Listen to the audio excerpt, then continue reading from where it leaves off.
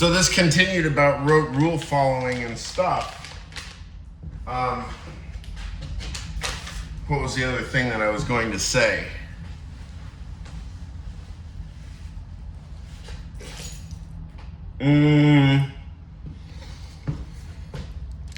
Rote rule following, and what was the other one? Okay, so there's the status quo, SQ in other words.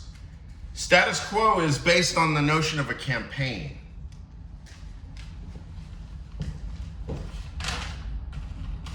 Everything has a deadline.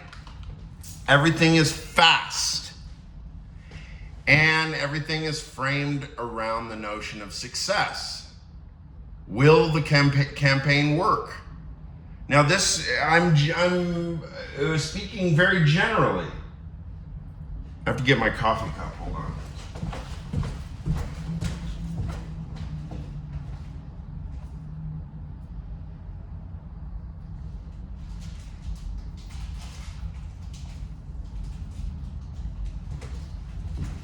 Okay, so the rote of the rule and of the following and of the campaign and of the deadline. I mean, that's happening. We're talking about all day, every day news cycle, right? Campaigns, Epstein files. Are we going to release them all? When is it going to happen? Push harder. Concentrate harder. Drive harder. Push harder. Amnesia harder. Repeat harder. Dogmatism harder, right? Well, burnout is a thing. And regret is also a thing because you're going to lose. Your campaign won't work for various reasons. Why won't it work? It won't work. In quotation marks. What do you mean it won't work? What's the goal of a campaign? Money, fame, recognition? Money, fame, recognition. I don't know. Sex.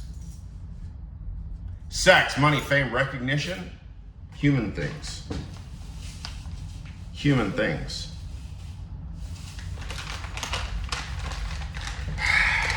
With no memory. Absolutely ahistorical. We live in an ahistorical time. Status quo means status quo. It is the reality now.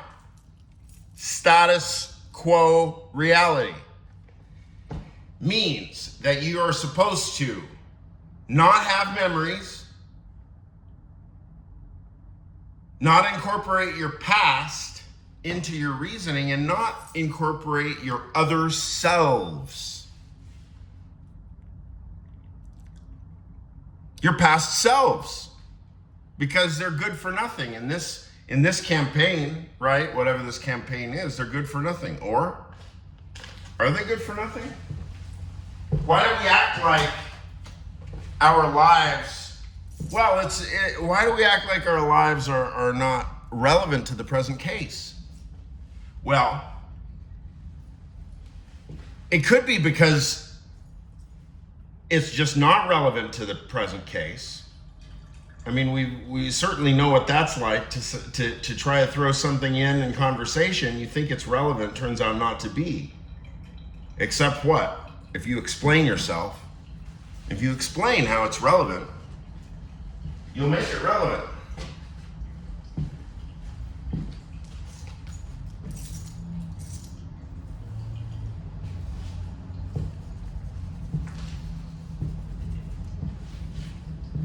There are two cognitive styles. One is called SQ and the other one is called reverse. What is reverse? What do we mean reverse? Is anything being reversed? Why do I say it's reverse? Well, it always looks to me reverse because it's, in some sense, it is literally the method of the past or the cognition of the past. Historicity, facticity, hermeneutic All of these methods from critical theory and philosophy proper are in the reverse. The reverse, who articulates it? Well, the four great errors. The four great errors you can find in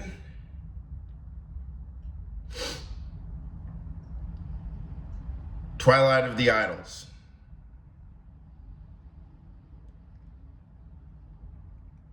Twilight of the Idols. Four great errors. Originally, they were four causes. From Aristotle. Proximate. Do I know them? Proximate, formal.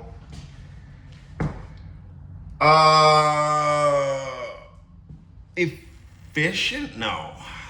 Is that physics? Proximate. Cause. Formal cause. Can you believe it? How can Atia? Atia causes. A-I-T-I-A. Atia. Itia. Is that alpha? Iota? No.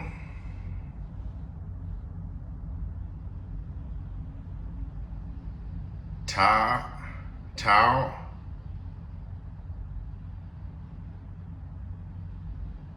Iota? Alpha? Something. Anyway, Atia. The causes. Efficient cause. Formal cause. And not efficient. Is it efficient? Proximate. Anyway, look them up. So I think that's a kind of a satirical spoof on from Nietzsche. It's a kind of a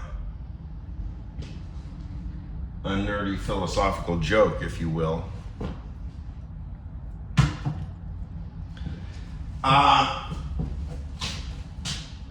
Another book is called Psyche, Inventions of the Other. So there is something related, and I don't think it's really what I'm talking about exactly because it sounds very spooky.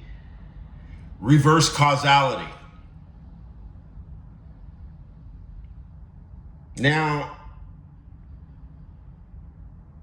if there were such a thing as reverse causality, what would it be? Again, it's articulated in the four great errors. Mistaking cause for effect. You can see how immediately, it's very intuitive. If somehow we've mistaken cause for effect, you can see how there's a kind of reverse direction in play. Think of the hermeneutic of the cannon fire. I don't know if that's an example from Twilight of the Idols, but you hear a boom. Let's suppose you're in a boat. I know I've given this example before, but it's good. Well, I mean, it's massively important, and it's Nietzsche. Yes, you hear a boom, and you ask what caused it. Now, you can look out there for the material cause. Oh, maybe it's material cause. Did I get a third one? Material cause? I don't know. You look out there and you look, well, is somebody shooting cannonball? Is our boat gonna get hit? I heard a boom. Where's it coming from? Who shot it? But the Nietzschean twist, hey, who said that Nietzsche wasn't an epistemologist? Yeah, he's an epistemologist, fuck yeah.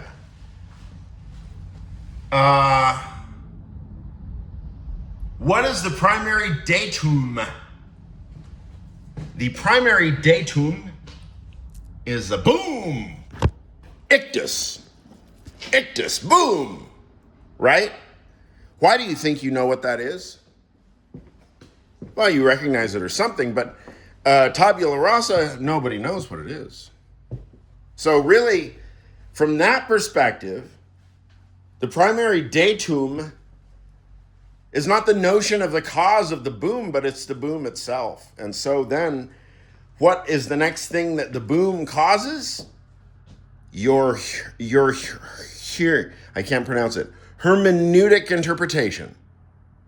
That's what it causes.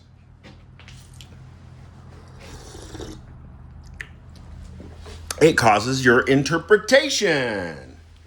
And then maybe if the primary datum is a boom, maybe the first question is, what's that drum machine? What's that drum machine? I mean, they didn't have drum machines whenever we're imagining, I don't know, I'm imagining like Syracuse under siege or something, and Archimedes talking about the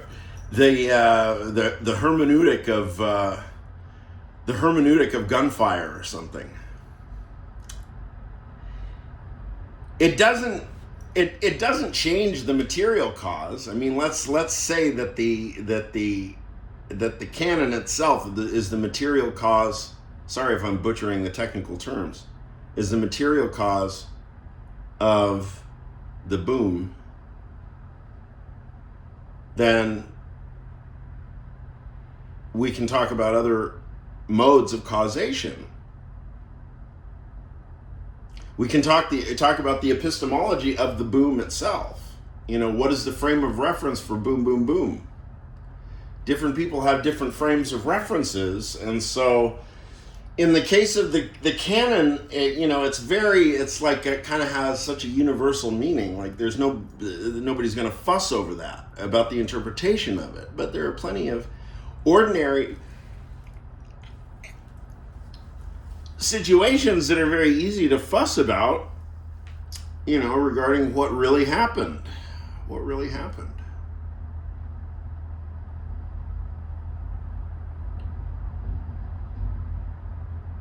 So much of the time, there are gaps in perception where you'll be with your friend and you'll say, what? You'll leave the place and your friend says, did you hear what that person said? And you say, yeah. Yeah, they said, cannon goes boom.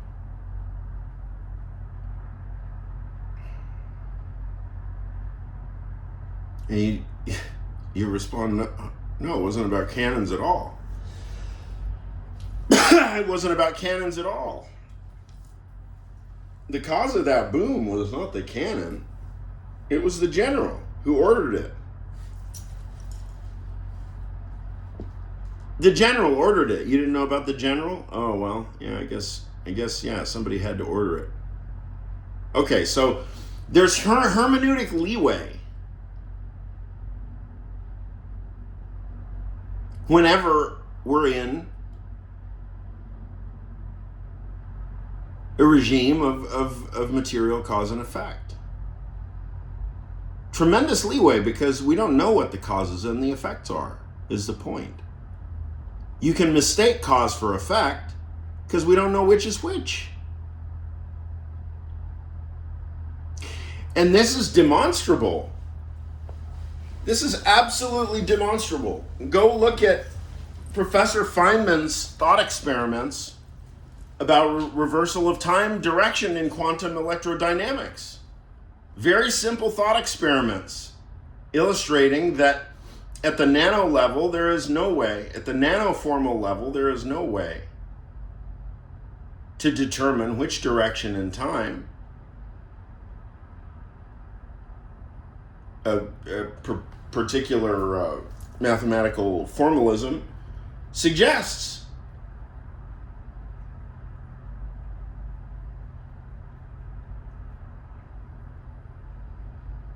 Reversibility in time is a fundamental subject in physics, about which I know very little,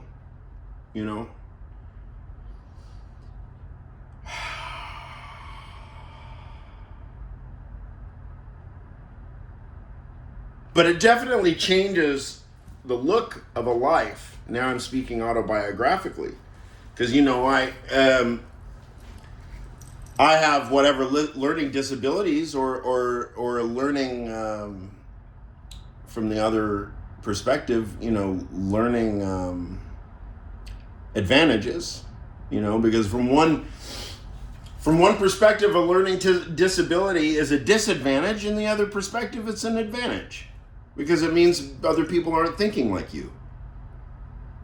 So my experience is it's hard at the beginning, because you're wrong about everything, and you basically prove that you can't really follow rules, right? But then, what I've done, like, obviously I apply myself, with tremendous fervor and passion, to a few things. I apply myself to limit things across the board. You can see it. My interests are always, it's a very unifying theme, difference, unity, and the thematic revisitation of projects that otherwise might be framed in campaign-like or logically scheduled, according to a time frame way.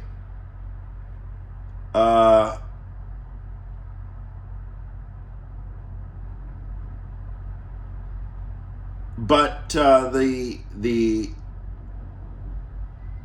reverse logic, the hermeneutic direction, whereby perception itself is a matter of interpretation,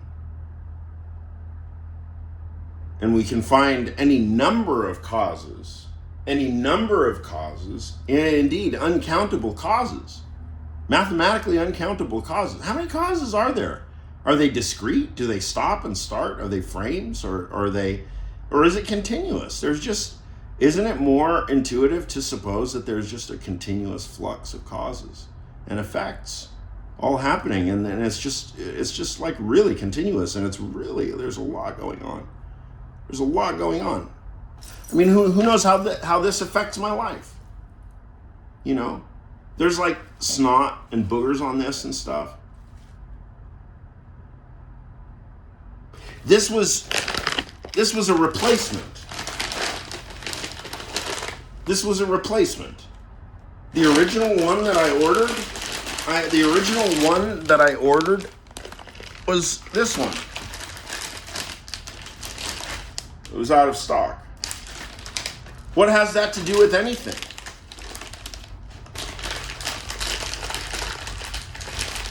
Indeed. What has that to do with anything?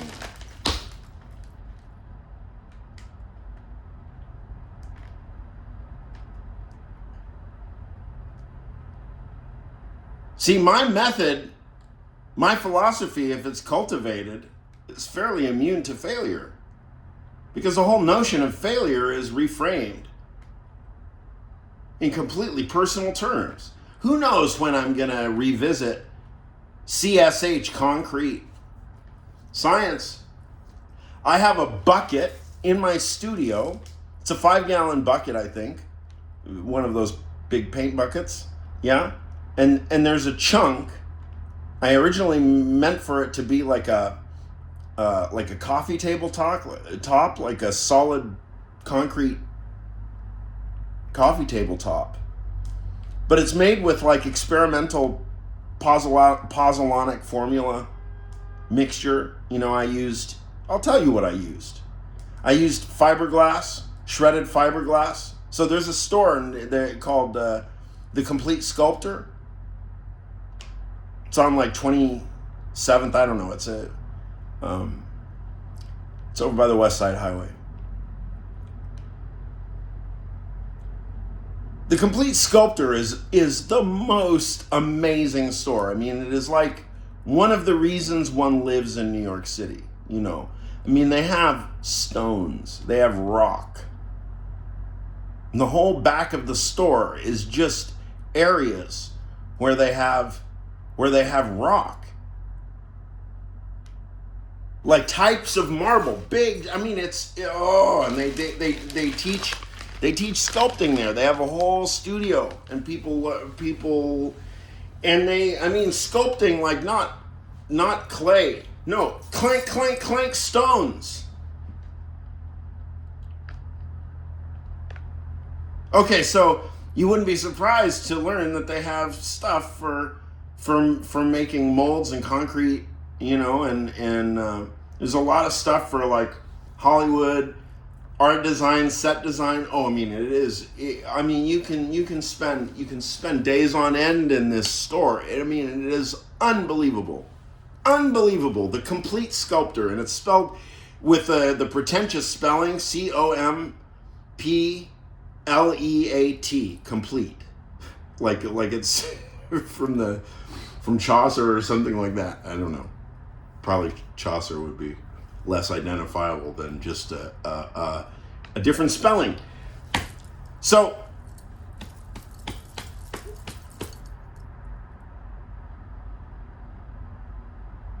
Pozzolans, Pozzuoli, Metakaolin.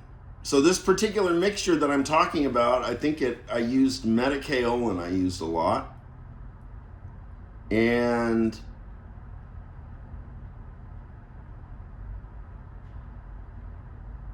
yeah, it's I should have kept better notes. In fact, I don't know if I kept any notes. I just have a bunch of concrete specimens. Okay, well, I'm fortunate enough that I get to be a nerd, and I'm retired and stuff, I guess, and I don't have personal family commitments that drain my day. And as it turns out, okay, well, now this is very autobiographical, and it kind of, it explains why there's a reverse direction for me. Here's the behind the scenes how the sausage is made in my mind. How is the sausage made in your mind, Dimitri? I'll tell you about the sausage of my mind.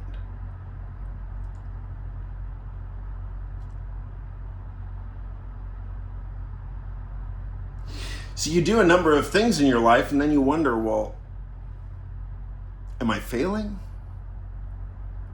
You look at other people, they develop careers and they do stuff. They become talking heads, or anyway, they create demand for what they do, and they have a job and they have a life, right? But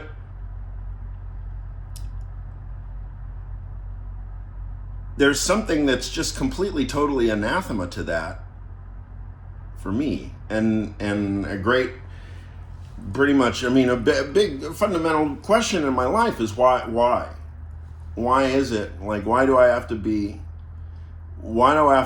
like a dick? Well, that's not the right word. I'm quoting my erstwhile, peace be upon her, my friend Nina, no longer with us. She was saying, we were talking about dilettantism once. I mentioned this too in a previous talk. I was talking about dilettantism, and we were both laughing, really, and she was like, well, I think really, the practical response about dilettantism is just people are not into it because they just think you're an asshole. Oh my God, I laughed so hard.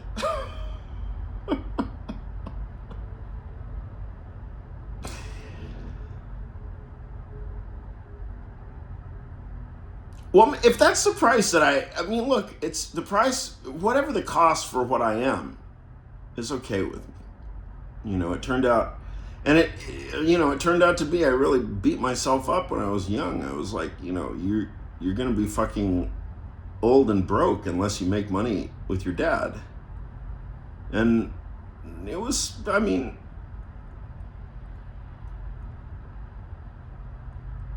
yeah. When I was doing it, oh, it was grueling. You know, I mean, mainly the thing is because it's mixing business and family, which I don't know if it's a good idea, because you know, family relationship is always hierarchical, and a business relationship is not supposed to be hierarchical. It's supposed to be flat.